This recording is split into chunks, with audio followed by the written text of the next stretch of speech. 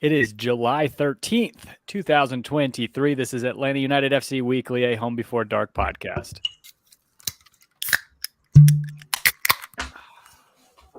Some good ones, guys. Some good ones. Well, it's been a while, Tim. It has. I am Tim Herb. As always, I'm joined by my lovely co-host, Mr. Kevin Bradley, over to that side of the screen from me. And then Mr. Dan James down below. What are you guys sipping on tonight, Kevin? What do you got? E.H. Taylor single barrel. I don't know what that means. Well, explain it to me. Explain it to me. It's bourbon. Okay. What is single? So there are bourbons where they move them from barrel to barrel to age them in different barrels. Mm-hmm. Well, no, it's more that they for big distilleries, they will dump all of the barrels into one big batch and then dilute it down to the proof that they basically bottle it at, and then they bottle it at that. Single barrel is still diluted to that same proof, but it's just from one barrel and not mixed with a bunch of others. So is that the devil's cut or the angel's cut? No, it's neither of those. I'm just kidding. The angel's cut is supposed to be the stuff that evaporates, right? Off of the angel's. It's not the angel's cut. Devil's cut is what's still inside the barrel wood. You suck it out the wood, Tim. Right. That's what it is, right? It's like you extract it from the wood. That's the devil's cut. That's right. And then Kid Rock sells it. That's right. Yeah. What about you, Dan? That looked like a craft ginger beer, but I saw it said IPA on it. So yeah, it's a Lagunitas IPA. Oh, nice. Beer speaks. We have a lot of Lagunitas mason jars in our house. Really? Yeah. Lagunitas mason jars? Yeah. I don't know. I think my wife may or may not have taken them from bars over the years. Oh, cool. Yeah. Good job, Angie. It just has like the dog on one side of it, I think. The Lagunitas dog, cool. Yeah, and then the logo on the other side. Cool like that. Once I had some friends around and I chalk painted their names on some pint glasses, and I still can't have got the names off the pint glasses. Yeah, Mm. That's as cool as my house is. Nice. I'm sipping on Coke Zero before the government takes it away from us. So I'm just gonna keep. I think Coke Zero is fine because it's Splenda, right? It's aspartame. Oh, I thought Coke Zero was Splenda. Nah.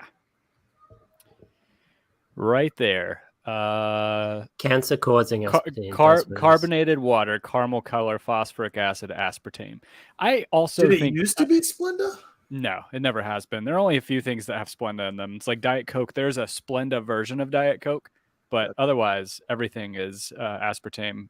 And I personally am suspicious that the sugar lobby is back involved, telling us what's wrong with other food. And tell us, Tim. Tell us. Big Sugar. Take us down the rabbit hole, Q. Dude, big sugar rabbit hole, T. No. Big Sugar did it back with the Harvard studies, right? That demonized fat. Why wouldn't they do it with the rise of all of the diet sodas? Sodas became a lot more popular. I mean, the dairy lobbyists have done it to the nut milks. Wait. It wouldn't be the other way around, right? I don't know. No, the dairy lobbyists were saying that almond milk isn't good because it uses a lot more water to produce it does, though. Right? Yeah, but it's not like methane produced. Anyway, it doesn't matter. Yeah. Anyway, it's like all of California requires a ton of water that they don't have to produce what they produce. Right. Yeah. So I think the biggest elephant in the room is, Kevin, your beard is very thin on the ground. He went mustache one day. I saw him on Instagram. I did mustache for July 4th, Dan. I don't know if you knew that. I saw Instagram stories and I was like, I think they were out of order too. I was like, how'd he grow that beard so quick again? Hold on, I'll pull it up. How'd he do it? Yeah, I want to shout out the people in the trap while you're doing that. Jay Henneball, Brittany S, Anthony Neitzel. For the troops, baby. Oh wow. You're just boy. missing your MAGA cap now. I was just pulling over random strangers on the street asking for ID, you know. And they complied. That was the funny thing, is they complied. Yeah. Who's the big guy out of Super Troopers? Oh, Farva. Yeah. Farva, yes. Yeah. That's what you look like. We also got Michelle, Josh Pagransky in the trap. And Brittany S. I already said Brittany S. Oh, you did? I'm sorry. Yeah. We haven't recorded in like 6 months, and who's in there but Brittany S. and Jay Hannibal. I see. We see who has their notifications turned on. We see it. Just 2 people. We absolutely do. Guys, do we need a Threads account? I really don't want to get a Threads account, but do we need one? I thought we were going back old school to MySpace. The problem was I signed up for MySpace again, and I don't know if they didn't pay their server bills, or their SendGrid account or SendGrid subscription, but I never got the confirmation email to like verify our account, and I just forgot about it. Oh well. I don't think it's ever coming. I think it's stuck out there in the ether. But you know what I don't love? The fact that with Threads, if you start a Threads account, you can't delete it without deleting your Instagram account. Oh, really? That's some of the like terms of service that I saw people posting. Interesting. Wow. Tim is all about conspiracies today, Kevin. Dude, he is in it. He's in it deep, dude. Dinosaurs weren't real. Parenthood has made Tim a real nut job. He's just gotten more and more isolated and detached from society, and I am starting to get worried. It's okay. So it's not that dinosaurs weren't real, but they were like the size of house cats. And the reason it's just over time, the Earth's temperature underground has caused thermal expansion of those fossils to make them look bigger than they really are. I bet you're the type of kid who glued on feathers to all of their dinosaur toys. No. No, he's just coating his hand in the same glue just to peel it off. He was that. It's pretty cool though. It is cool. It is pretty cool. It's like, this is white, now it's clear. Like, how does that work? How does Magnets. That work? How do they work? Exactly. Oh boy, we got Brandon Scott in here too. Yeah. I forgot about this. Andy, our buddy Andy Watkins in our Slack had posted about his season ticket prices going up the most they've gone up ever. You know who doesn't have to worry about that? The people that got off that fucking train last year, because I was sick of the same bullshit year after year. Inflation's too much as it is. There's not a good enough product on the field. Fuck that. Was it $64 a game or total increase? For Andy? Yeah. Specifically. No. I think his face value per game went up from like 50 something to 64. That's just stupid. It's too much. Oh, it's so it is too fucking much. Wow. Yeah, I think he was showing us the per game increase. I don't have my phone in front of me, but that's ridiculous. That is absolutely ridiculous. Yeah, for sure. Yeah, I don't know. Kevin, I think Brown Liquor Kevin's out tonight. I think that doubled. I mean, think about that. I'm ready for some rants. Like, that's all I'm saying is I'm ready for some rants. What they were in the first two years. And arguably, Atlanta's not any closer to winning a trophy than they were then. Michelle says hers went up $300 for the season. Am I crazy? Am I misremembering our first season as founding members? I think our season tickets were less than $300 for the year. No, they were. I think they were like $350. Okay, but still, right? 300 divided by 17, they went up. Yeah, I mean $17 a game, so that kind of checks out. Yeah, I mean, but I mean, when you think about it, I think that's like an homage to the true 17s. Like, we're totally fine paying 17 extra per game. That marketing team is looking to get back on the map, baby. Yeah, they missed out an opportunity there. You guys could have been playing a lot more. $17 a game every season. It's not increase every season per game. Yeah, oh my true God. 17. Brandon Scott, it's the Messi inflation. That's it. You're paying an extra $300 for the one game a season to go watch Messi play your team. Right. Can't you sell that one ticket though and still pay for your entire season ticket? I think that's all leveled out now. I don't know that it's as gangbusters as it was whenever it definitely isn't, because even the last time we recorded was a few weeks ago, and it was maybe a week after the announcement, and there were tickets in the thousands of dollars, and by the time we went to check Ticketmaster on the broadcast, they had like dropped quite a bit. I think people were just seeing what they can get for him. Oh yeah. Yeah. And some people got it. I mean, the early people definitely capitalized. And you know what's fucked is like you have no idea this far out if he's even going to play against us. If he's even going to be healthy, if he's going, I mean, hopefully he is. I don't want him to be injured. I think it's amazing for American soccer for him to be here. But yeah, I just like you're taking a risk that he's even going to show, like he's even going to be able to play. Yeah. Yeah. And then the fact that like they're somehow going to have the entire like 2015 Barcelona squad join Miami, right? With as the coach now. Exactly. They got Messi. They have Sergio Busquets. Did they sign Jordi Alba? Has he signed yet? I've heard a rumor. I don't know if it's confirmed or not. And then Eden Hazard might come. I'm like, how? Jeez, like, how do you pay for? How does that work? Please. I don't know how that works. Hazard would for sure be a DP. I mean, Pizarro's out on loan, right? They're just doing some shady backdoor deals where they're like, look, we can only have 3 DPs, but they can change next year. So you'll come in low this year, but we're going to pay an exorbitant amount of money to cover you for 2 years of a contract. Then we're going to swap them out and bump you up and drop the other guy down next year to try to balance it out. or we'll get you some sort of lucrative sponsorship that's paid through Dogecoin. And that's what they did. I'm pretty sure that's what they did in PSG with Messi's contract. Was a lot of it was funded by like to get around FFP. It was like funded by crypto, some sort of like fan funded crypto or something like that. Oh dear. No wonder he's looking for another paycheck. So I feel like what has really hit home for me now, like I appreciate them releasing the MLS PA, releasing all the compensation amounts as much as they have. And I appreciate Atlanta United on the MLS roster page putting the lengths of the contracts on there. So I appreciate that. But I feel like we need some more transparency, especially with what's happened with Ibarra now. I want to understand really how did we come to this? Like, what were the steps that were taken? Who did we try to move before him? And how many times did we try? How many other teams did we get? Because I would just appreciate even more transparency just because the MLS rules are so convoluted.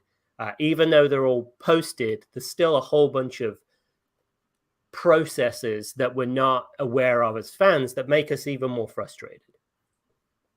Yeah, well, first, I think we tried to game the system.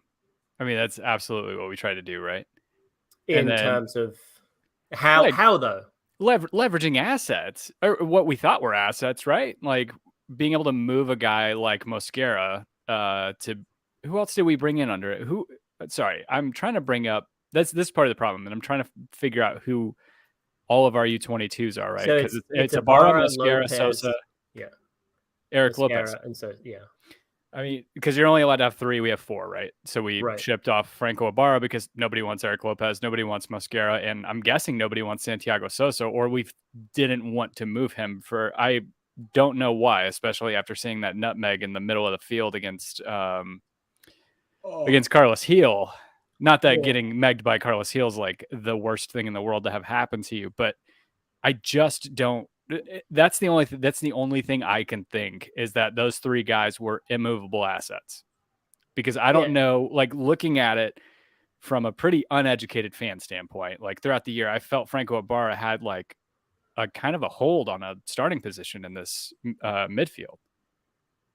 Yeah, he was our best midfielder, apart from Almada. Like, sorry, go ahead, Dan. Sorry, I have so much to say about this shit. Yeah, I mean, definitely, like, obviously, at the end of the day, they couldn't figure out how to move somebody else. So they had to move, like, their hands were forced. But it opens it up to a whole bunch of fan conjecture. And quite frankly, Twitter has got so toxic right now that all sorts of shit's coming out. But I would appreciate to understand what the process was that they went through to get there. But I'm probably never going to know that. But that would be a good article for Lipe to write, rather than just trying to get Franco Ibarra's initial thoughts on the whole thing. And now he's got to apologize to Toronto. So I feel like understanding the team process would be better than just firing off an easy, clicky article. That would be something I'd be interested in reading. No, and I mean, I agree with you. I think we just got caught with our pants down, to be honest. And I think this may be the biggest, we've had misses on transfers, and that's going to happen. But like, I think like this may be the worst error that I've seen the front end make, because it's just like not knowing your rules, and then like missing on how many players in a like confined, restricted category of the roster, the way that they did. Like I posted it on Twitter, but it's embarrassing to me. I know somebody said like this is like this prime example of like irrational hyperbole or something like that by the Atlanta United fan base, but I totally disagree. Like this makes Bocanegra look worse than missing on any of the other players that he's missed on, because you're having to play musical chairs. And it's pretty apparent that the guys that you had at the U22 roster position were not movable, because you moved your best player in that spot. And it just sucks, and it's embarrassing. And honestly, I think we've all tried to be fair on this podcast to Carlos Bocanegra and give him credit where credit's due, like with the Almada signing and whatnot. But like, this is just bad. Like, I don't know how you. And that might be hyperbole, but I don't know how you recover from that. Yeah. I don't know how you go win a championship. With what? I understand. We're an absolutely mid-table MLS squad. Like we're a mediocre MLS team. That's it. Yeah. But I feel like in the tenure in 2-3 years, if we win a if we win a championship, then that kind of solves everything for me. But the whole process, and in terms of the way that it's been framed of how Atlanta United went about it with Ibarra, like it was very sort of cut and dry. Hey, you're going. And it's like, everyone is like, well, how did we get here? Like, I mean, I understand like you can only have 3 U22s. You have to get rid of one, and I understand like market values in terms of who was player. Obviously, he was the easiest player to move because he's been one of our best midfielders. But and obviously this squad isn't going to win a championship, and it's more of the bigger picture down the road. But I just want to understand that working. Like that's the frustrating part about like the bigger picture down the road. It's like, inevitably that bigger picture down the road continues to fall apart, because the bigger picture down the road ends up squandering the bigger players that you have right now in the likes of Thiago Almada. That's going to be long gone by the time that those things come to bear fruit. Like, it just makes no sense to me. And the other thing you have to think about, like the category of player we're talking about, is your future. Right. And if you're missing on all of those guys, then the bigger picture down the road doesn't exist. Like, if we have to sit and like bear out these contracts until they're done, instead of being able to move these guys, like, I just find it crazy we weren't able to find a suitor for Edwin Mosquera, even like somewhere in MLS, to say, hey, take him on loan for the rest of the year. I mean, we got 50,000 in GAM for Ibarra, who's a very solid midfielder. And to Dan's point about like the bigger picture long term, what on this roster right now, not just with the exits that have happened so far, but the ones that we know are coming through the likes of Almada, Miles Robinson, and likely Brad Guzan, leave you optimistic going into future seasons outside of Giakoumakis at this point. Like, what about this big end game is there on a foundational level? Like, I mean, I just don't see it right now. And maybe it comes over the course of the summer window and the off season this year, but I just don't even see that. Like, there's nothing that, I mean, it's troubling to say the least, man. It really, really is. I mean, and I can rationalize it. The trade of Gutman stung, certainly, because of everything that he's brought on the offensive side of the ball. And I thought he was a perfectly serviceable defensive player as well. And I thought that but I can also see the standpoint of, for all of the, love I have for Gutman, we are a team that defensively speaking has given up the most goals in the league. Like, it's not like he's some huge standout performer on the defensive side of the ball, and you're not putting him in a rotation to do all the stuff that he was doing offensively. Like, it seemed like he was doing way more on the offensive side of the ball than he was defensively. And so I can kind of wrap my head around that. But to Tim's point, it's like some of these other ones, I don't know where or how this is leading to something greater in the long term. So the only way I can see it is our academy is starting to produce some higher end players. Like, obviously Caleb Wiley is like the poster boy for this. Absolutely. Jay Fortune he's starting. He has seemed to be pretty good. I mean, in midfielder, he's still very young, but he's got some ways to go. Noah Cobb, obviously, is someone who's coming in. But it's just starting to mature, and we're starting to see some of that better fruit that's been able to come in, and the vines are getting a little bit more mature. So as we move on, the idea is that Academy is obviously going to get better because we will put resources to it. The other thing is, I think that it's got to be transfers that we don't know of yet that should be coming. Sure. Like, nobody had heard of Giacomakis before. No, absolutely right. And you know that they have to have one in waiting because we do have a free DP slot. Like, there's no way they just go the rest of the season without at least filling that. I don't know, man. What if they feel like they can't find? We have seen some sides not exercise all 3 DP slots. Yeah. If we don't think the guy is there, I don't know. I feel like there has to be somebody out there. And, somebody brought it up in the trap earlier, like announced Diego Rossi. And there were rumors earlier today that seemingly were already squashed by Doug Roberson of the AJC that bringing Diego Rossi back to MLS is not happening, which sucks. He's been playing. Has he been playing in Italy? Turkey, Fenerbahce. Yeah. So we've been linked with 2 Turkish Super League based wingers the past week. I could not for the life of me pronounce the Georgian guy's name. That Lobyanse. Okay. That's what I got. Yeah. I'll take your word Saba. For it. That's his first name. My problem with this is again, it just shows the inability to work within the confines of the MLS structure and being able to capitalize on that. I mean, the whole point of like those U22 guys was supposed to be able to, you kind of get maybe potential DP level guys without having to pay or having to take up those slots. I mean, that's what the thought behind Eric Lopez was whenever we signed him, right? Like, he was eventually going to be a DP guy. Same with Sosa, and Sosa looked that way for a while. Maybe not so much lately, but the Edwin Mosquera signing always kind of baffled me. I never understood it to begin with, and then now we're kind of just stuck with him. It was such a quick snap signing as well. Like, I felt like we were a few weeks towards the end of the season, and they signed him, and nobody had heard of him. There'd been very little rumors, I do believe, and we signed him to a pretty lucrative contract from his perspective.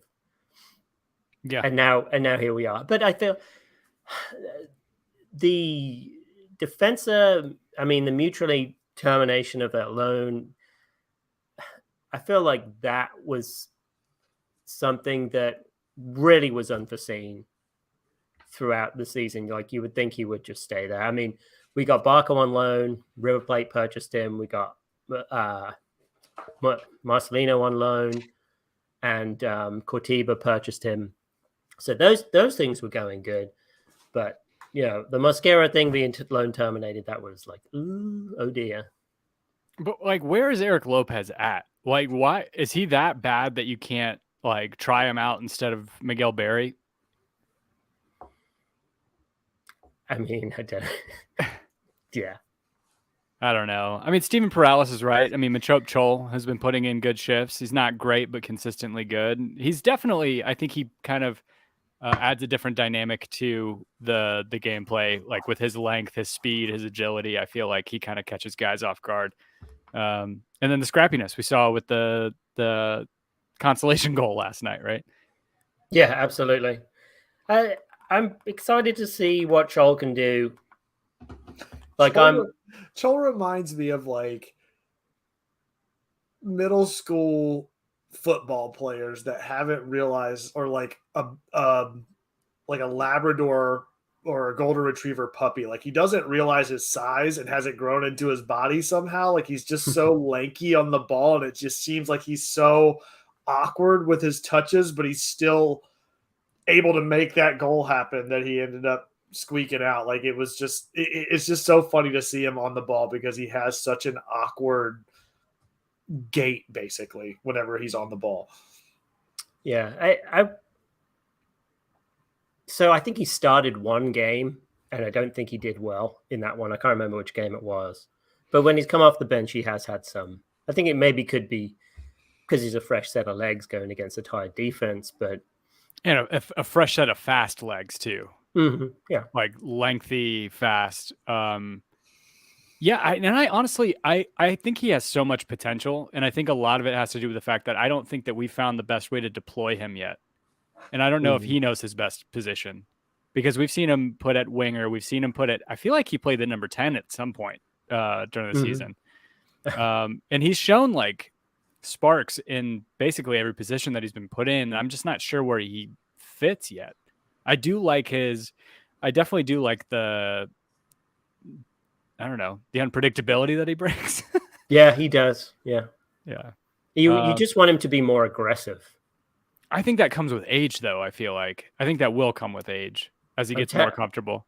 I'm telling my 10-year-old son, be more aggressive. Talk about aggression. Can we talk about the fucking hockey check that Hernandez put on that guy on the touchline? Beautiful. Is there a way to pull that clip up? Does anybody have that? Two highlights from that game: the hockey check, and then the Tyler Wolf misspit that just dribbled on his chin that he had to like awkwardly just tuck into his kit. That's how you know there wasn't a whole lot to write home about with this game. Is those things were the two things that stood out to you? Oh my gosh! Yeah, I'm glad. Let's talk about last night's game instead of just like railing against the front office. Yeah. Well, before we talk about that, do you want to like go through? I mean, like the only other thing I've thought about with front office stuff is the Muyumbu. When are we going to see Muyumbu? I think a few weeks because we're waiting on his ITC paperwork. God, what's that? I think that's Darren Eels. Oh, yeah. We just need better announcements. Yeah. Well, I mean, the one highlight I've seen is he looks kind of fast. He may be able to help out Armada, maybe take some pressure off Armada with his runs. Because I mean, last night was a key. I mean, everything was going through Armada. He had 3-4 guys on him at time, and he still was able to get through every now and then. It seems like he's really adept at the give and go, like the distribute and continue a run rather than distribute and then try to hold space for that player to move forward and then holding back. Like that's what we really need. Is that give and go guy that can continue to pull those defenders with them and potentially pull several to then open up a Yakamakis or two of those players up top, you know? Yeah. I wonder if he helps Sosa. Yeah. If he can take a little bit of pressure, maybe help Sosa feel a bit more confident, because, you know, Sosa is lacking a ton of confidence right now because of inconsistent playing time. Yeah. I mean, isn't his prime position a 6? Muyumba? I think so, yeah. Yeah. Which I guess I don't know. Going back to the Ibarra thing, like if he's the Ibarra replacement, then why wouldn't you tell Ibarra until the day you're sending him home? Well, that's what I think Rob Usry was suggesting on Twitter. Is like, this is weird signing. It seems very calculated. And then like the next day, it was announced that Ibarra was going on loan. You know what? The last thing about the Ibarra thing, we talk about the whole his surprise that he didn't find out until he arrived at the training ground. That's honestly not that uncommon in sports, where there are guys that either find out through Twitter, through ESPN or the news or whatever, that there's so many reports of like basketball, football players like, I had no idea I was getting what traded. happened with the PGA Live event. Like none of the players on the entire tour knew it was a fucking possibility. Yeah. So I get his frustration though. I mean, imagine being, what is he? He's 22, I think, and he's done everything that you've asked him to do. No, absolutely. And he's fought through bad seasons. He's now cemented himself in the lineup. And they turn around and say, your reward for doing all of that is going to Toronto. Yeah, his level of improvement is among the top players on the team from year to year. Like, and that's your reward, right? Right, exactly. I mean, that's why they I felt like if they held his hand a little more in terms of like explaining like why, or giving him more heads up, or helping him find a place to live in Toronto, or like, I don't know. I mean, I don't know if they haven't done these things, or it's just I mean, it seems like we found out about it more or less the same time he did, and we're just as shocked as he is. But he's the one. Oh shit! He's already in a foreign country. He's moving to another country. How does that affect his visa and stuff? The How visa does he thing. I was gonna say it's not gonna be like a culture shock going from Atlanta to Toronto. Like it's big. It will be from a weather standpoint. He's gonna fucking hate it. Oh yeah, yeah, that's fair. Just the quote that stood out right was like, "Don't send me to the worst team." Yeah. I'm sorry for all those Toronto fans who got butthurt over the actual truth of the situation. Don't send me to the worst team. That's pretty brutal. Oh boy. Yeah. He's not wrong though. Yeah. Man, did Georgi Petrovic stand on his head a little bit last night? Dude. I'm so glad that Joel put in that goal just so he couldn't get the clean sheet. Yes. I was that petty about it. It was just like, I'm going to turn the race car around because I'm in dead last, and I'm going to start driving the opposite way on the track in Mario Kart to just tank whoever else is in the lead. Screw it. I was so frustrating, man. I'm so glad that he did not get the clean sheet because he just stood on his head all night. When we scored it, I was like, yes, feels like a win. Exactly.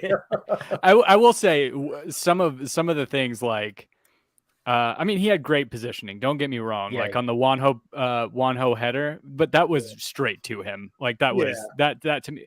We made him look pretty good in a couple situations, but he did have a really good game. I mean, the Tyler Wolff shot, he should have stopped, which he did. Was it Brooks Lennon that he really that he denied the opportunity of? And Brooks and Almada, Almada on multiple occasions. Yeah. I thought honestly we had a lot of good chances. And if it weren't for him, we were probably looking at a draw or maybe even a win. I completely agree. We just got caught with our pants down at the beginning of the match, and that's really it. I mean, there was a couple of really great opportunities that Petrovic didn't even have to make a save. Like Etienne and Chol both had one-on-one opportunities on the left side of the 6 where they just went completely off frame outside right of the goal. That they were. I mean, they picked the right side. They had them beat, but they just couldn't put it on frame. I mean, we had several of those too. Yeah. The other frustrating thing for me is coming off, 2 clean sheets, one on the road against Montreal, which we've had I don't think we've ever kept a clean sheet up there before. But, it felt like our defense wasn't doing stupid things anymore. And then we go ahead and just give up a stupid first goal and then a second a few minutes afterwards. And you just thought, I thought we were past this. I thought we were past it. I thought we could move on. Things were starting to solidify a little bit, but then here we are. Sorry, I was speaking of that first goal. I know I'm not a tactical genius or anything like that, but look, why do we just look at the positioning on this? Like, well, how many players we have in the 18? And how, like, I think we doubled them. Like we had a 2-1 advantage on that break, man wise. and we still had nobody pushed up to guard that ball coming into the midfield. Well, the frustrating thing for me was Lennon the header received the ball in space with time and just still did a snap headed header it down to the fucking guy. And we've done this a bunch of times in past games. I think even Ibarra did it twice. And we're just heading it out precisely to, what's that, like 10 yards away from the 18-yard box. And it's always going to that area. We have nobody there.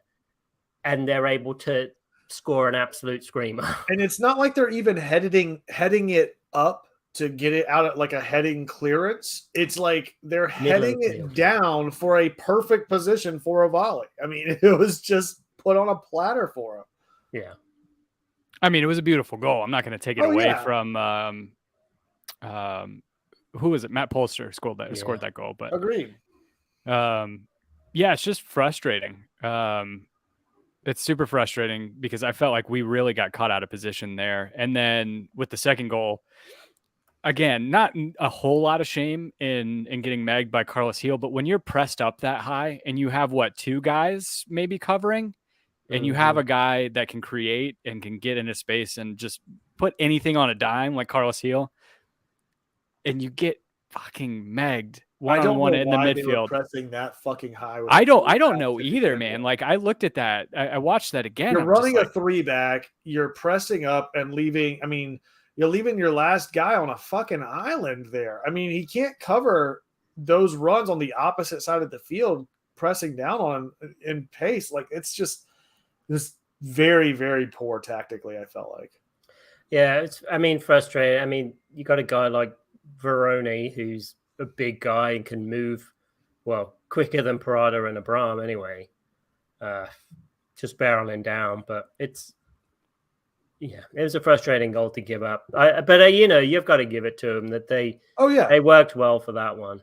Well, they came out. I mean, you got to give New England credit too. I mean, they came out and really set the tone in that first half. I mean, Atlanta had a much, much better second half performance, but the first half, New England completely dominated that first half of the game. I mean, Almada was pretty much shut down.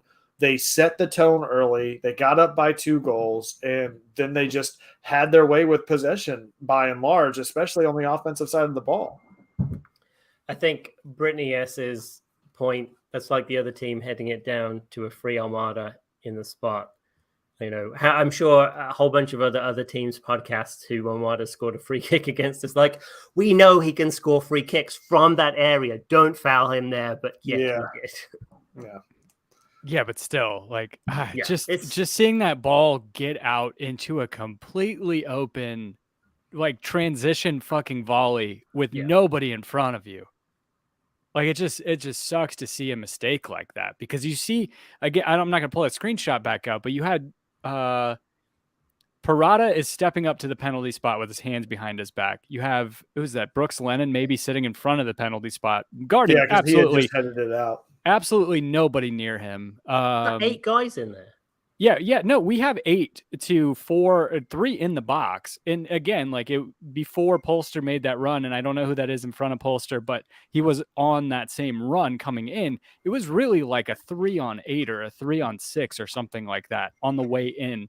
Whenever they're first playing that ball in on the wing.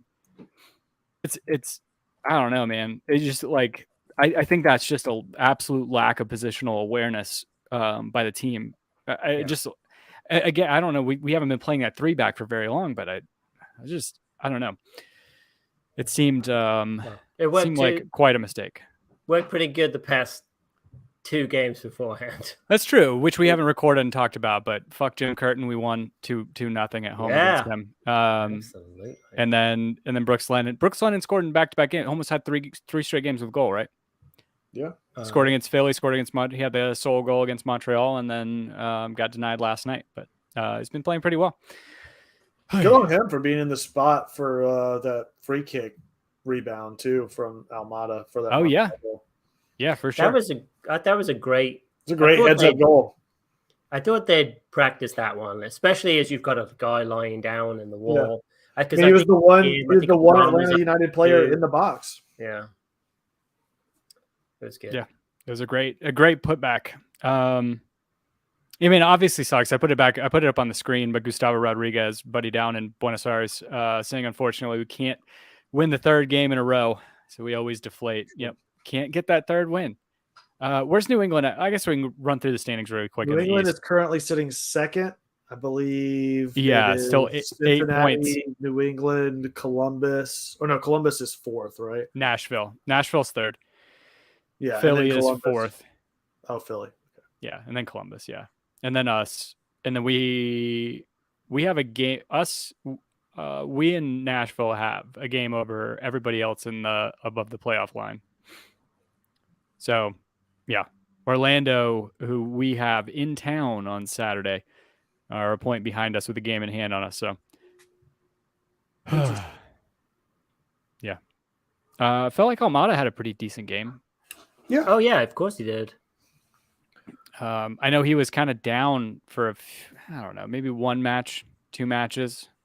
I don't like it, to his standard, but it seems like he's back up. I think he was the highest rated player on the various stat apps I've seen. But Gustavo, again, Almada had chances, but his teammates did not cover him forward to open up his flanks and leave space for him to shoot with more precision. That's totally right. I felt like during the game, it was Almada and then 10 other guys. Yep. And it was, we just didn't have, I mean, Etienne didn't give us anything. Mosquera got us an assist. It seemed very fluky. I mean, I think Taylor Twellman mentioned it. I think towards the end of the first half, like Barry had 6 touches the entire first half. Like he's not getting much support. No. That's why I'm like, is Eric Lopez that bad? Yeah. Can we not just try him? I feel like we've tried everybody else at striker. Yeah. Jackson Conway's got to be like, what the fuck, man? Like he's like, yeah, but Jackson hasn't done anything. Even in Atlanta United too. Loaned to that's Phoenix right. Rising got terminated too. Oh wow, didn't know that. It's not good for Jackson right now. I hope he can come good, of course, but he scored 2 in 5 since returning to Atlanta United too. So yeah, but we're now MLS Next Pro. That's true. Is like That's true. Different USL league. 2. Oh, what caused that to happen?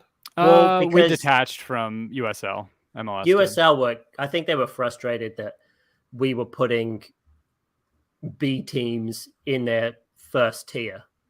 And it's like Atlanta United 2 was getting thrashed all the time, and we're like, hey, we didn't put you in this league, so you could just put trash in here and get your players exercise. No, that makes total sense. So, and plus we would Atlanta United 2's not.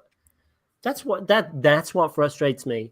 Why couldn't have Eric Lopez or someone gone to like a USL 2 team?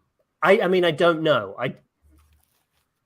It doesn't make sense. But honestly, like to go to that USL point, I mean, the Segunda division deals with it, right? I mean, they have Barcelona B and they have Real Madrid, whatever their second team. Oh, I'm sure they play in the second division. More financial incentive right there. Yeah, no, for sure. But I'm just saying, like, there are leagues that let they're basically their academies play in the second division, and they just can't get promoted. Too. Yeah, they just can't get promoted.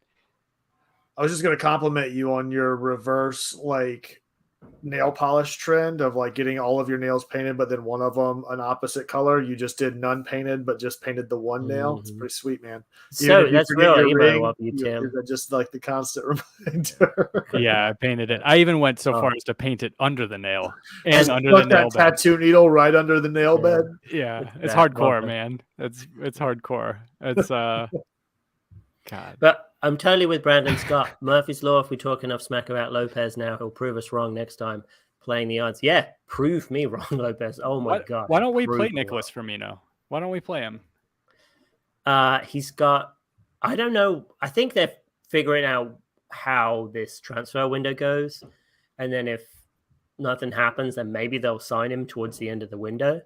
But then he's only got, I think he can only sign 2 or 3 more emergency signing contracts before he's not allowed to.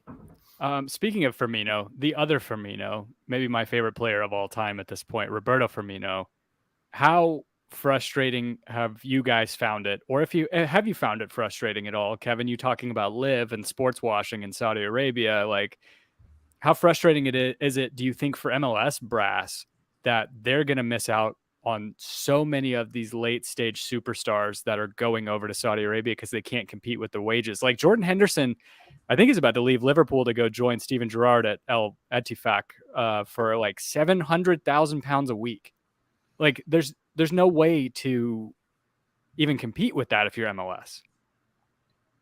Yeah, I don't know, man. I don't know what the answer is, and you can't stop money. I mean, it's just the way the world goes. It's unfortunate, but it's also unfortunate that you have salary cap leagues too. I mean, that's what's keeping top tier talent from coming to the MLS, really, in a lot of ways. So I don't know. It's frustrating, but I don't know what you do about it. I don't know that you can do anything about it. Oh, the other thing is the UK have revamped their professional athletic visa process in terms of the amount of points. So they've actually jumped MLS from a tier 4 league to a tier 3, and they've also revamped their processing of just athletes in general coming to play in EFL and EPL.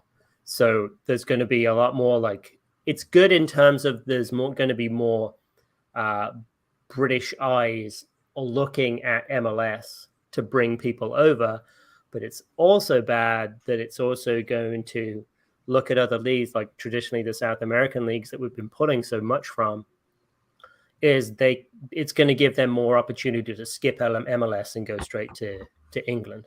Yeah. So I think it'd be good. Like, I think the championship is a great place for, like the English championship's a great place for a lot of up and coming USMNT talent to go to. But it's just,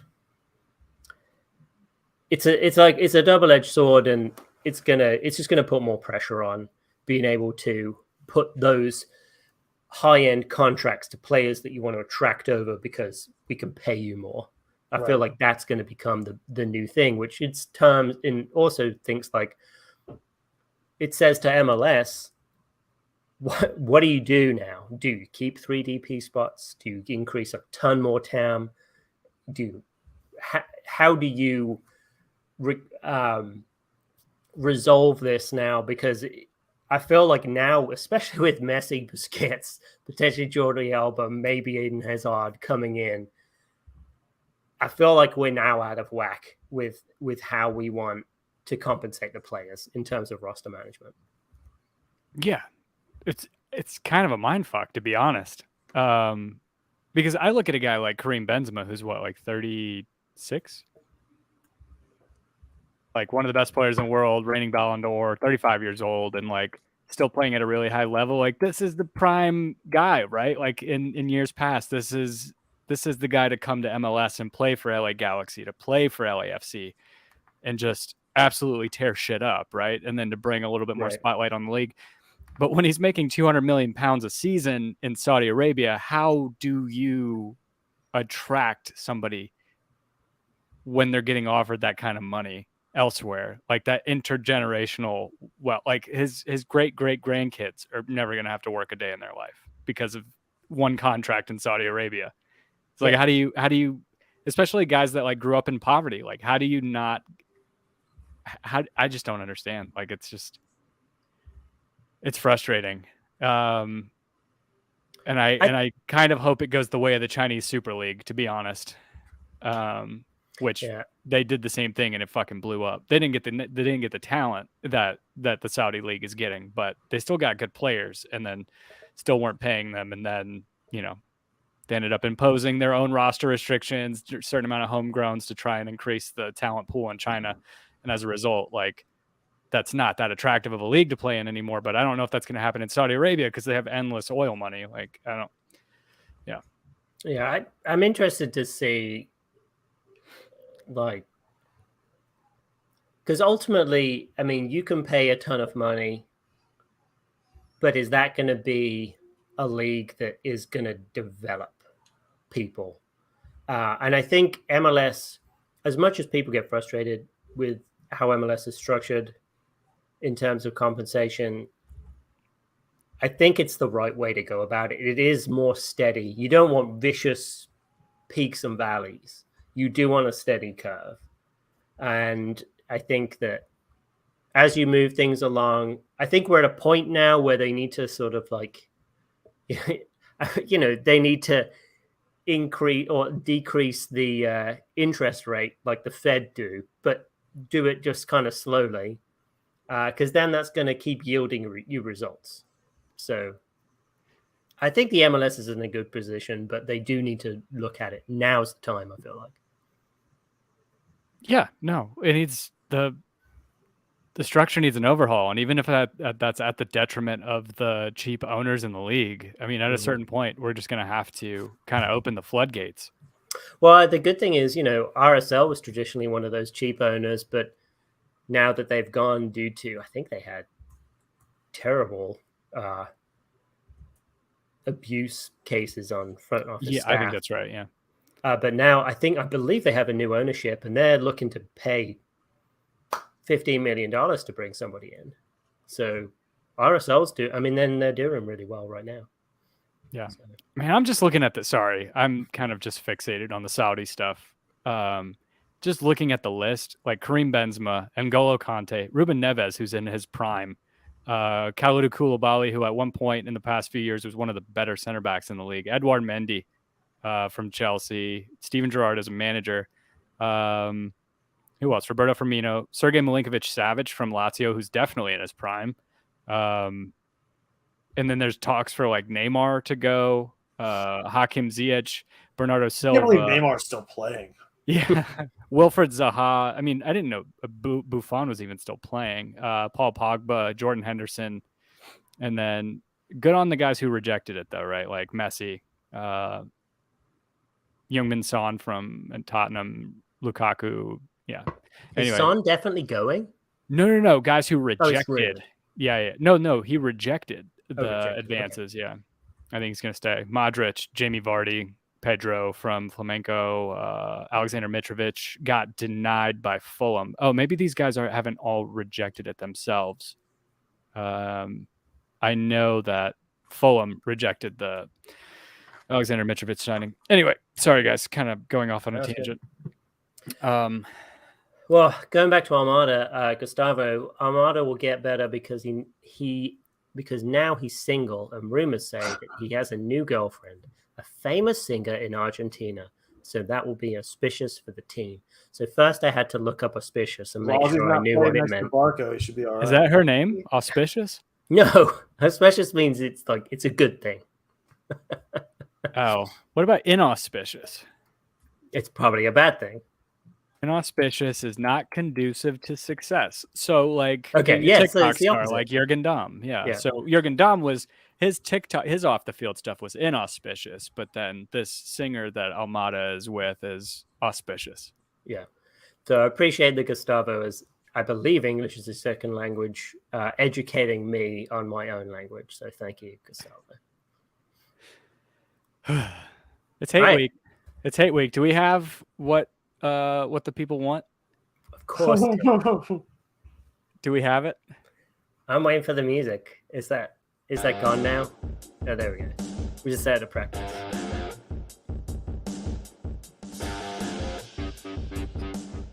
That's my favorite part. Is like the dissonance. The wah wah wah wah wah.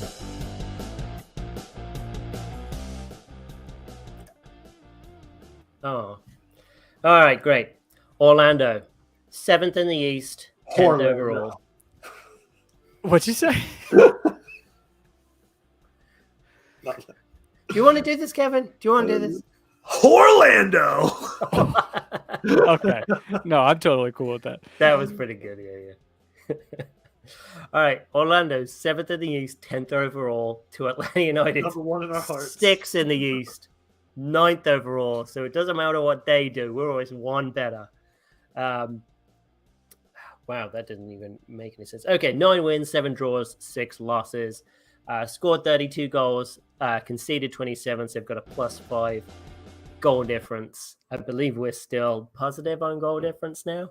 But I was trying to go through some stats and relate them to the league overall and then compare them to Atlanta. So 1.46 goals a game, so that's ninth in the league, compared to Atlanta is 1.78, and we're third.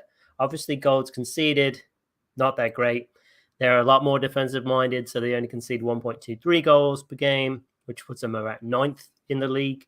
We're 28th with 1.61, so a little bit awkward there. 7 clean sheets to our 6.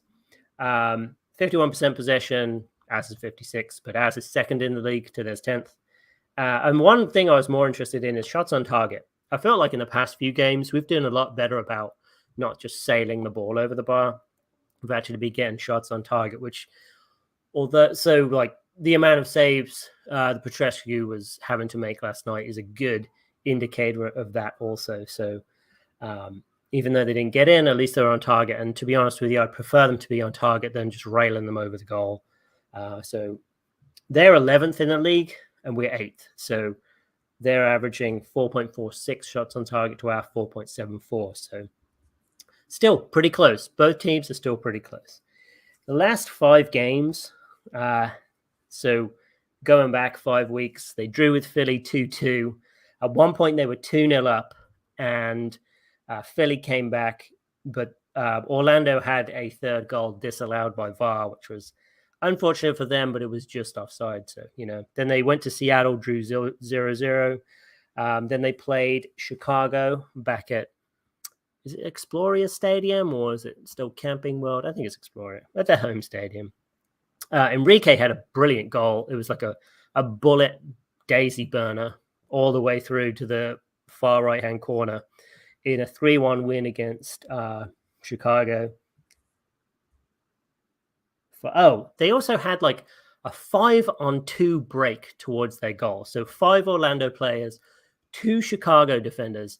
And because throughout all of this, I'm thinking like, man, their midfield is really good. But then they had a break like that and still just stuffed it at the keeper, and it came up to absolutely nothing.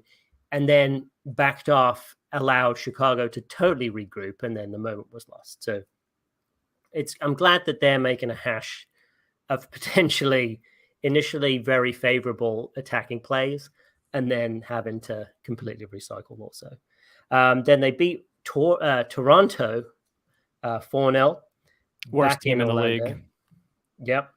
And then lost 4-0 to RSL on the road. So whether that was altitude sickness that they were suffering, but they conceded 3 goals from wide areas. And Atlanta United likes to pump in a ton of crosses when we can, right through the box. So that is potentially something that's favorable in area. And it's good that we're playing them at the Benz rather than their home, because they're between their home form and their away form obviously they're worse on the road, but it's not dramatically different.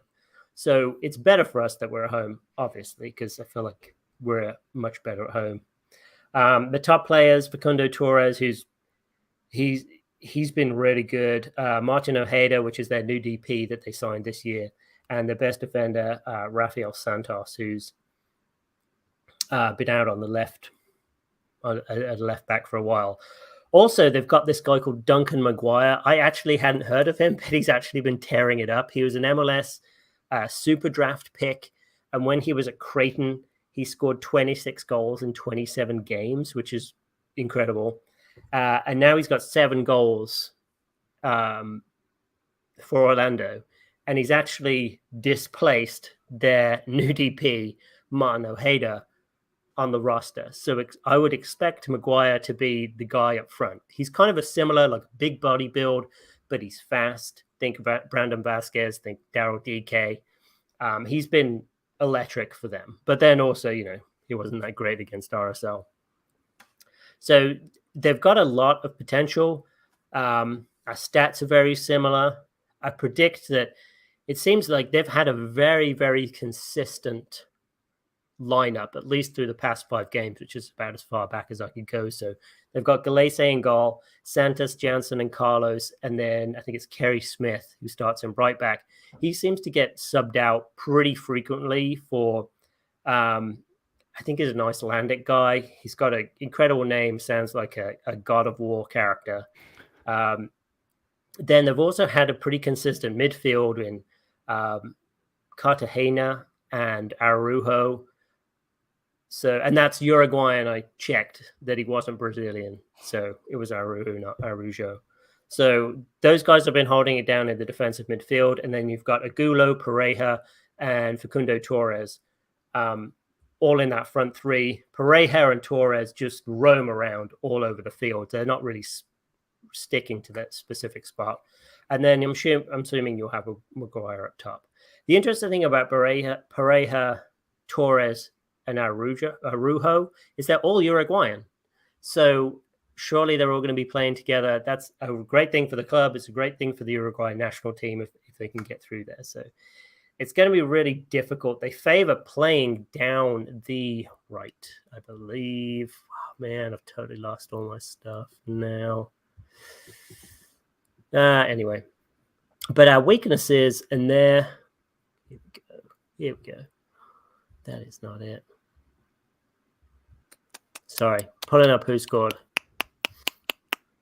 Thanks, Kevin. Thanks for filling in that annoying sound. Oh, Tim. So the strengths are creating through balls, finishing, scoring chances. Weaknesses are aerial duels, so hopefully Parada can score another header. Defending long shots, we've got plenty of those. Defending against skillful players, we know at least we've got one. And I would arguably say Brooks Lennon is a skillful player also. So that's good. And avoiding fouling in dangerous areas. So maybe we can get another 1 or 2 Armada free kicks. They attack up the left. They're not very aggressive and like to also left and middle. So you can kind of see if you look at Pareja and Torres as heat maps, they do tend to favor the left. I don't know.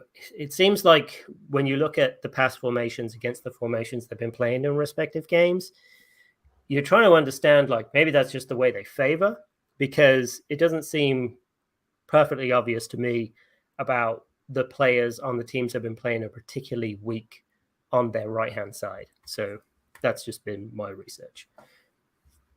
So I think it's going to be a very close game. I mean, the way we've been playing recently, you could see like us winning 2-0, us losing 2-0, a 2-1, a 2-2 draw, or something crazy like a 3-3 draw or something like that, if we can not have all these ridiculous mistakes just happening on defense. So hopefully the short turnaround will galvanize our guys to kind of focus them. So are you guys going? Oh, excuse me. Are you guys going on Saturday? No. I would not be back in town, so I won't. Gotcha. I will not be. Hopefully you guys have, whoever's going, hopefully you guys have fun. Bring the ruckus, the mother effing ruckus on Saturday. Let them hear you. Dan, thank you for that breakdown. You're welcome. The Dan load. I know it's been, Kevin's stunned. It's been charging for a few weeks. What? No, I got distracted. I happened to open up my Outlook, and then I went down a rabbit hole of just trying to file everything. Yeah, it's like, are you doing work or something? Yeah, that's basically it. You just see this glazed over looking. Yeah, pretty much. I listened to every word, Dan. I listened. It was like listening to a podcast. I get to experience what all the people get to experience tomorrow in advance. Oh, it's going to be up tomorrow? Oh, was that a slight at Tim? Yeah, it is. It will be. Actually, prove me wrong. Just like Eric Lopez is going to be. Yeah, no. I'm going to prove you right because it'll be up tonight. Oh, awesome. Well, what else you got, guys? Anything else? The Bear season 2 is pretty great. I don't know if you guys watched that. I've only got through 1 episode of The Bear season 1. Really liked it. Just haven't got back. It's like other things. I've got other things to watch. Like I watched Silo. That's great. Still haven't finished The Sopranos. We went back and rewatched all of Breaking Bad over the past couple of weeks. Well, I went back and rewatched it. Stacy had never seen it, and so I was like a kid in a candy store watching somebody watch it for the first time every episode, just like, oh, here we go. We're going on a ride, baby. Oh, just watching her emotionally break over the course of those 5 seasons was just... I'll never forget the episode where he just went in. He's not happy with Jesse's new girlfriend, and oh man, he breaks into their room and watches something unfold and does not help. They were doing it. Doing drugs. What have you been watching, Tim? The Bear, obviously. We watched The Bear. Oh, Jury Duty on Amazon Prime. So good. That was unreal how good that was.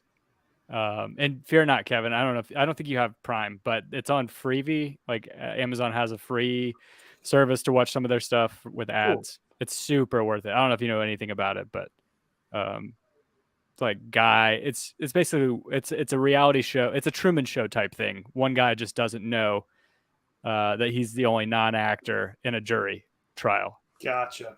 And James Marsden is in it playing himself. And it's pretty great. It's so impressive because none of those are well-known actors, like apart from James Marsden. I recognize Kirk Fox, Pat McCurdy. Like I know him because he's a stand-up comedian. I knew him from Last Comic Standing. He was a participant on that a long time ago, and I think he's played bit parts on sitcoms. I think he was on like Parks and Rec once or twice or something like that. Yeah. To me, it's just so impressive that all of those people didn't break character once for months. Yeah, for months. Not one time. That last episode where they like kind of go through the whole process is super impressive. Gustavo Rodriguez said, I think Home Before Dark is the only one of the original Atlanta United podcasts that survived. Totally agree. Yep, absolutely. Let's just end it now. Nobody correct him. Definitely the best. Orlando City podcast. Definitely the best Orlando City podcast in the game. It's good to be the king. And Brittany asked, what about The Lincoln Lawyer? I've never watched the show, but I really liked the Matthew McConaughey movie. I thought that was a really good movie. So I didn't put it together that he did the movie The Lincoln Lawyer, and then obviously he's in all the adverts for Lincolns. Oh, yeah. I didn't put that together, and then someone put it up to me, and I was like, oh my gosh. We've been watching a lot of Daniel Tiger. Puffin Rock has been pretty good too. The new Muppet Babies is pretty sweet. It's a little weird. It's a little jarring because it's like all CG rendered. And, I grew up with the cartoon, the Muppet Babies cartoon. Oh, have you watched Bluey season 3, the 10 episodes that dropped yesterday? No, I didn't know they dropped new episodes. Some of the season 3 stuff's a little weird to me. Like Unicorse is the best episode they've ever made. I'm trying to remember what that is. Oh, then you need to go back and watch it again. If you don't remember there's some of them that were like fixating on dad and mom's butts, and I'm like, that's a little weird. Like to have like my 2-year-old watching. It's just like, yeah, just seems a little odd, but yeah. Guilty. Oh, and then Thomas and Friends is just, it's a classic. Yeah, wait till she gets into YouTube. Yeah, I mean, she's super into Miss Rachel. For anybody who has kids and understands, like, I don't know if your kids watched Miss Rachel, but it puts a trance on babies and like toddlers. The trance that Kevin's in right now. Yeah, look at it. It's almost man, it's as riveting to them as a really cluttered Outlook inbox is to Kevin. Yeah. Oh, you can see that? Yeah, you can see in your glasses. That's exactly what it is. Tim, remember when Kevin was going to go to South America and do the ayahuasca ceremony, but then COVID hit and he couldn't do it? Yeah, really cool. COVID hit, and then I think Stacy hit. Okay, I have a real question for everybody. This is a good question for not for Brittany S, but for Michelle if she's still in the trap. I have such a problem with Outbox or with my Outlook organization. It is so bad. Like I feel like if I start actually compartmentalizing everything into individual folders for all my projects, then I don't see them all in my inbox when I need them. So then everything's just in my inbox, and then I have way too many messages in my inbox. So I'm just constantly searching for things. And then I am in this fucking infinite loop now of my inbox storage being full. So I have to go through and like remove all of these attached. Oh yeah. My inbox storage is full all the time. Well, first of all, in what world do we live in where you have limited storage? Like, yeah, I know. We use what Google. Sort of janky architecture outfit you working for? We use Google Workspace, and I have probably 200 gigs of emails, and I've used less than 1% of my storage. Kevin, are you backing up everything on floppy disks still? No, I have 50 gigs of storage in my inbox, and I'm always full. We have like 200 terabytes a person. Oh, well, that would for our inbox storage, yeah. Yeah, I think that maybe this is not an issue. I just need to talk to my IT to make sure they increase it. And just keep doing what I'm doing. My 33,000 emails in my inbox. Hold on, yeah. I will tell you right now at the bottom. I'm using 3.2 terabytes. This is the best though. This is what Tim really loves to see. Oh yeah, it doesn't give me anxiety at all. The 60,000 on the dude, I have 77,000 emails in my inbox, and I've used like less than 1% of my storage. How much do you have in your inbox? 77,000. Okay, so I've got 38,000 in mine. So it's okay that it's all just in the inbox and not sorted. Well, I don't know how Outlook is, but we use Gmail, we use Google Workspace, and I just use search. Like search is so good inside of Workspace that I don't have to worry about. Like I still tag my emails occasionally, but I have certain filters. But otherwise, Dan, tell me what I should be doing. You're the one that I really should be listening to because you're in the same field as me. So George actually set me up with like the today, yesterday, this week, last week, and now I've got a folder for all the projects that I work on. So and I set up rules. Used to do that until I had fucking 18 jobs that I've got to. No, but every subject line I put the project number in, and then when people don't do that, I reply to them and I change the subject line that puts that project number in, and then you make a rule so it moves to that folder. Okay, that's a good idea. Actually. Everyone is welcome for all of our Outbox Outlook tips when they listened in for. It's a good job. We put this at the end, so we finished talking about Atlanta United now. Now we're on the only problem I have administration. I like to see everything in my inbox. That's how I am. I like to be able to go my inbox the past 3 weeks and not have to go through 7 different folders to see everything. That I can just see everything that's come through. Yeah. But I guess, Dan, to that point, you have subfolders of just what all has come in those past couple weeks. I'm pointing to it. This is the man you need to talk to. You need to talk to Gustavo. He is like, I believe he's a computer genius. He's the guy you need to talk to. So Gustavo, why don't you DM Kevin? Or Kevin can DM you. So yes, Michelle, it is necessary to keep all the emails. For what we do, like it could easily. But what about the junk emails? Like, I have a lot of junk emails. That I trash all of that. I purge my junk and clutter regularly. But like my regular inbox, that them after a certain amount of time, I think it's set to like 18 months or something like that. But I don't delete because if God forbid, if I ever need to go back to look at something in the future. Dude, why not have a paper trail if it's not like for me, if it's not causing me any harm? I'm not deleting emails like because my email will keep that record more than like my project management software will. My project management software logs will like probably purge after 18 months or whatever, like looking at activity. And I don't know, just having it all in one place, being able to search or having attachments or whatever is like, I don't know. I did purge my emails at one point back in like I think I purchased everything prior to maybe 2016 or something like that. Were we in a stock market crash at that point, Tim? You didn't have anything else to do?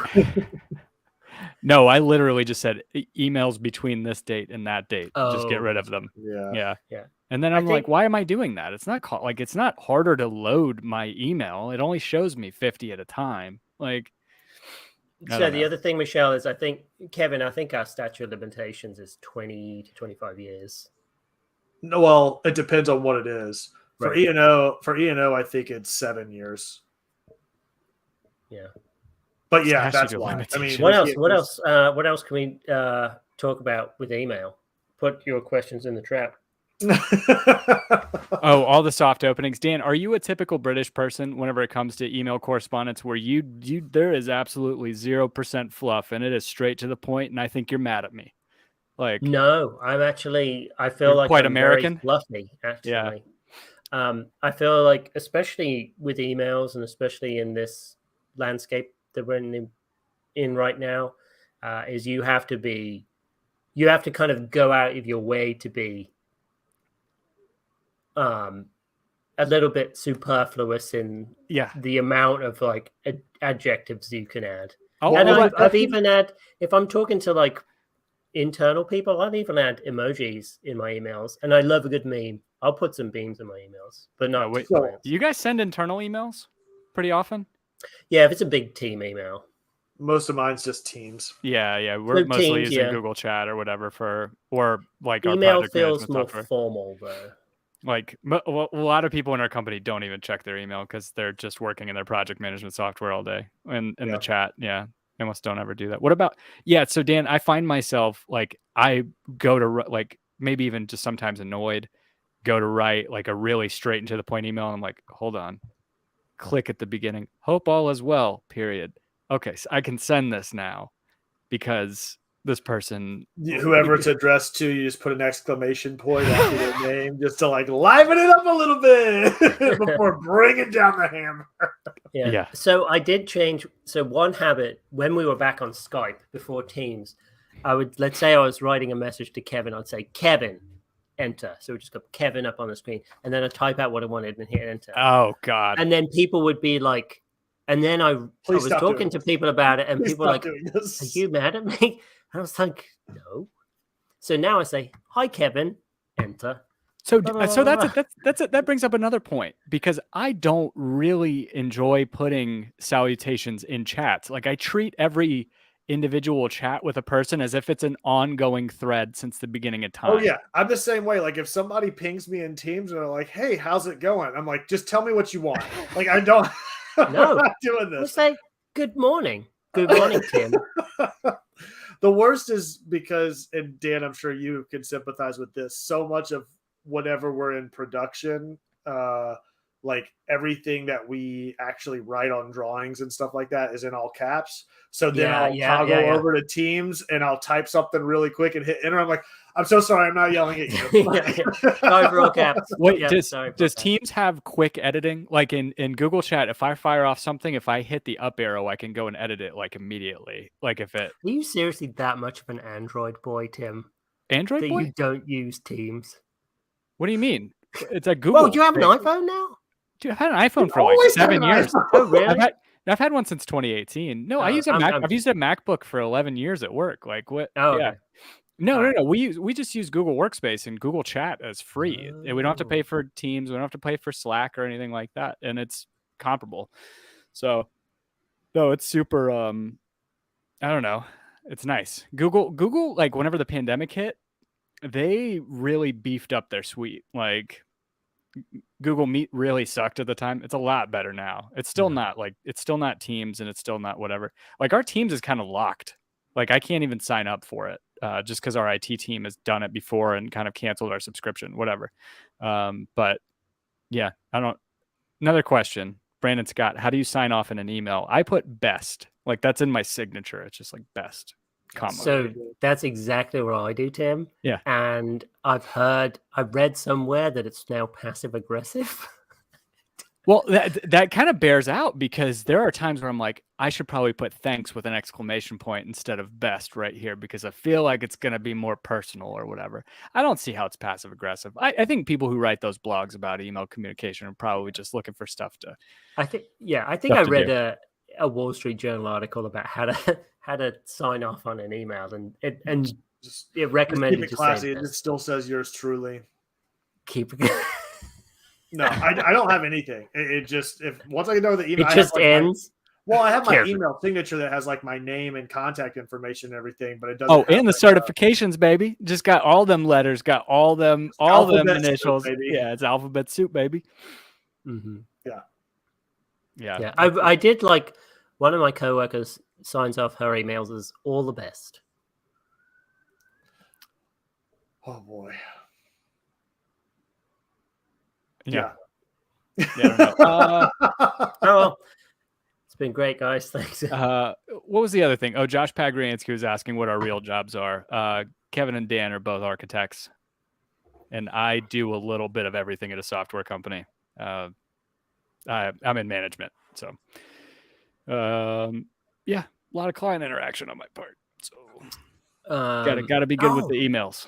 Yeah, Elliot Bevan. It sucks that USA lost. USA, dude. Yeah, that was kind of brutal. That was like a horrible penalty that Christian Roldan took last night.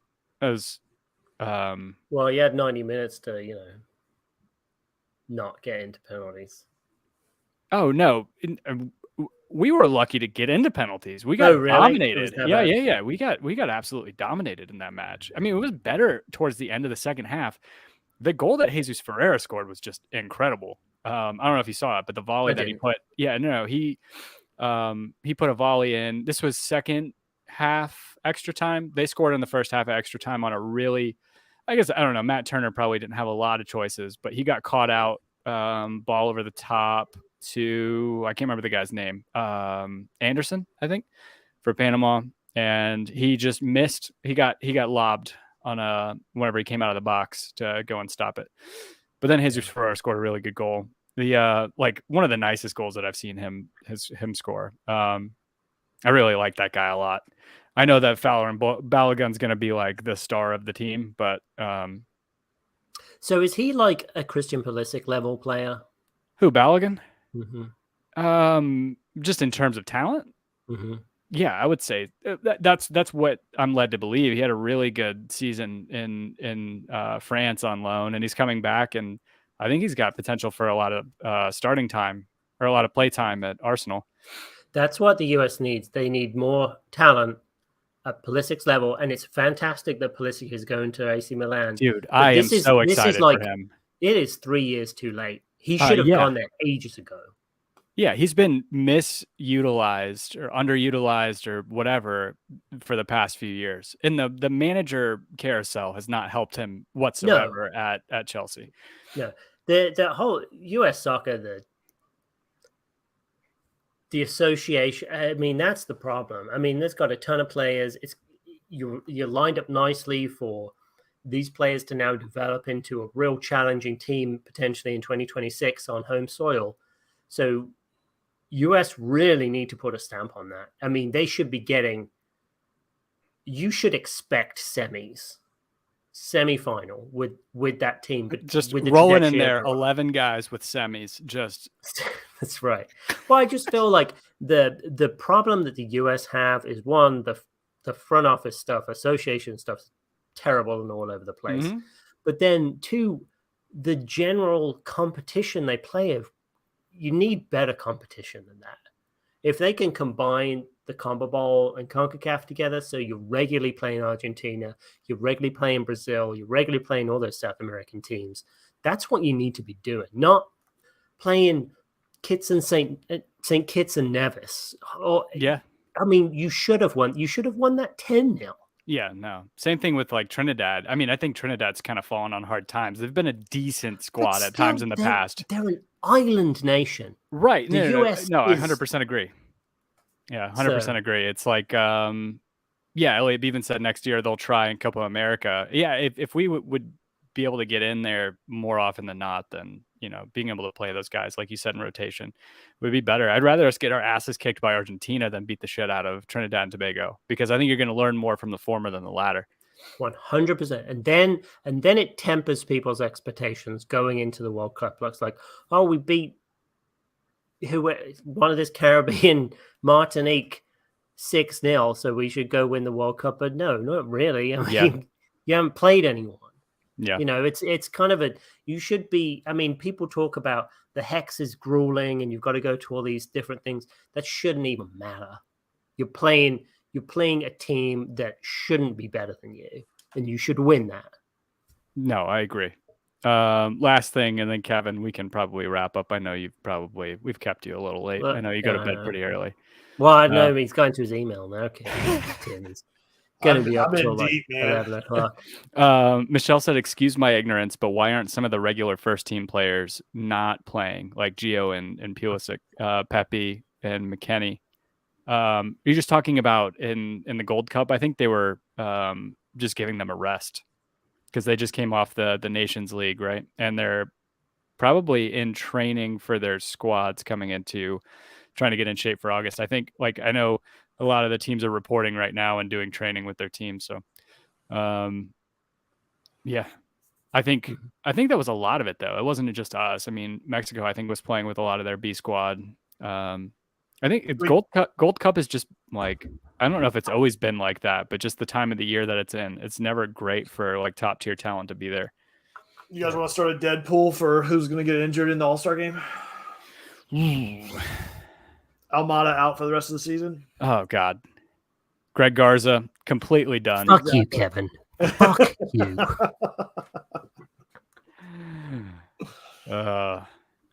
No, I don't.